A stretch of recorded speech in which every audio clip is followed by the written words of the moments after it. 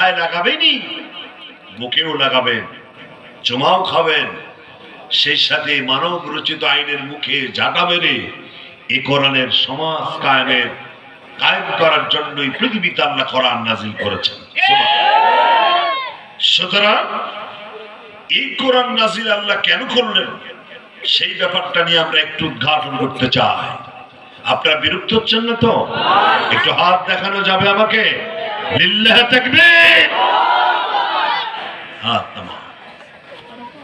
এক নম্বর কোরআন নাজিলের এক নম্বর কারণ হচ্ছে এ কোরআন তেলাওয়াত করে করে জাতিকে শোনাতে হবে, ঘরে রাখলে হবে না। এটার তেলাওয়াত বাড়াতে হবে আপনার পরিবারে, আপনার ব্যক্তিতে, আপনার সমাজে, রাষ্ট্রে, সব জায়গায় এটার পাঠক বাড়াতে হবে, তেলাওয়াত বাড়াতে হবে। কোরআন বলছে আল্লাহ রাব্বুল আলামিন কোরআনে কারীমের মধ্যে চমৎকার করে জানিয়ে দিলেন, ইয বাআসা ফীহিম রাসূলাম মিন আনফুসিহিম ইয়াতুলু আলাইহিম আয়াতিহি ওয়া ইউযাক্কিহিম ওয়া ইউআল্লিমুহুমুল কিতাবা ওয়াল হিকমা।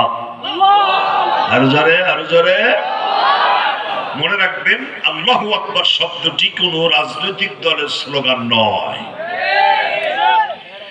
এই পৃথিবীতে আমি যেদিন এসেছিলাম আমার একখানে আজান আর একখানে ইকামত।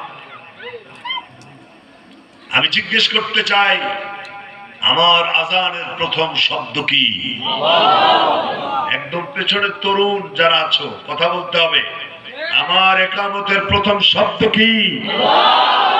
আমার নামাজের প্রথম শব্দ কি? আমার ঈদের নামাজের প্রথম শব্দ কি?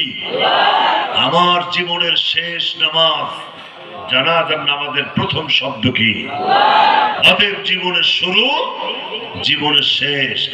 স্লোগান তো একটাই, লিল্লাহ তাকবীর। এই শব্দের সাথে কোন মুসলমানের অ্যালার্জি থাকার কথা নয়। নামাজে বললে ঝামেলা নাই, ইকামতে সমস্যা নাই, রাজপথে দিলেই ঝামেলা। রাজপথে স্লোগান দিলেই বলা হচ্ছে এগুলো রাজাকার। আমরা বিগত আওয়ামী সরকারকে ধন্যবাদ জানাই। আমি সব কথাগুলো না বললে আওয়ামী লীগের একটি প্রশংসা করতেই হয়, আর সেটা হচ্ছে আওয়ামী লীগ সরকার রাজাকারের একটা তালিকা প্রকাশ করেছে। আপনারা কি আছেন না চলে গেছেন?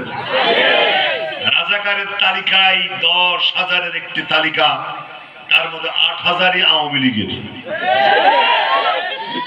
এটা একটা দারুণ কাজ করেছে আওয়ামী লীগ। তাহলে সবগুলোকে মিলিয়ে বলা যেতে পারে বাংলাদেশের সব থেকে বড় রাজাকারের দল হচ্ছে আওয়ামী লীগ, কারণ সংখ্যা তো তাদের বেশি। আর তারপরে যদি কেউ হয় সেটা হচ্ছে বিএনপি, কারণ ওদের মধ্যেও কম সংখ্যা, প্রায় 2,000-এর কাছাকাছি। আর জামাত ইসলামের মধ্যে মাত্র 37 জন। এখন রাজাকার কারা? ওই যে ওরা। কারা? ওই যে ওরা। ওদের আওয়ামী লীগকে ধন্যবাদ জানাতে হয়। যাই হোক,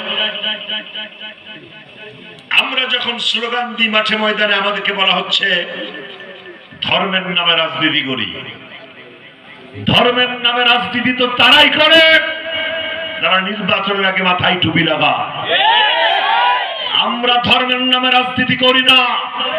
মায়ের পেট থেকে যেদিন পড়েছি, প্রাইমারি স্কুলে ভর্তি হয়ে মাথায় আমাদের টুপি উঠেছে, কথা ঠিক না? আমরা ধর্মের নামে রাজনীতি করি না।